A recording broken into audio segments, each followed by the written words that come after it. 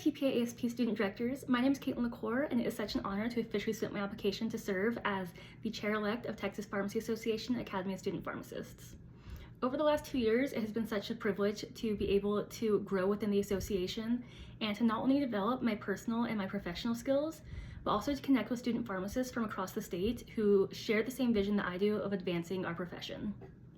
As a first-year student pharmacist, I knew that advocacy was going to be at the cornerstone of my profession, not only as a student, but as a practicing pharmacist upon graduation.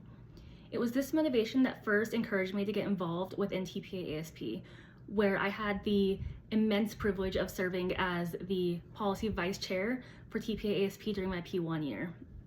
During this position, I had the opportunity to meet with student pharmacists and to hear and experience how much passion lies within our schools and within our chapters, and how we just need an opportunity to really unlock those and give them a chance to be unleashed. Through my position as policy vice chair, I led a statewide letter writing campaign where student pharmacists had the opportunity to access pre-written letters that they could then send to their legislators to advocate for PBM reform, test and treat, expansion of vaccination services, and so much more.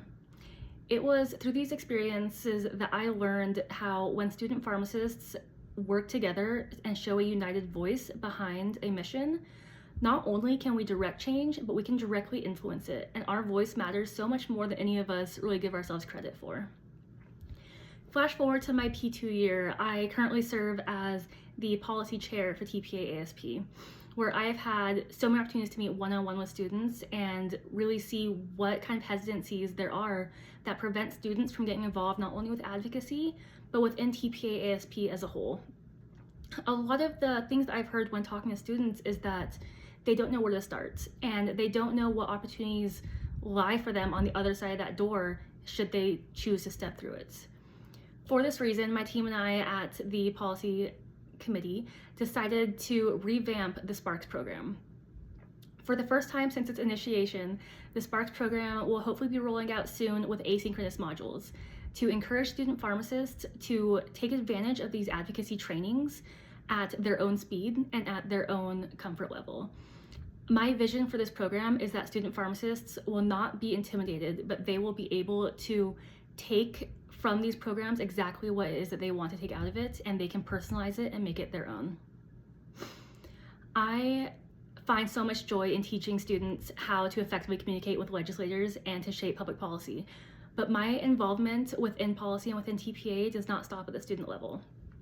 I very proudly serve on the TPA Public Policy Council as well as the Association Affairs Council, where I've been given the opportunity to work alongside not only student pharmacists, but also practicing pharmacists and TPA staff to see how students and student pharmacists fit within TPA as a whole, not only within ASP.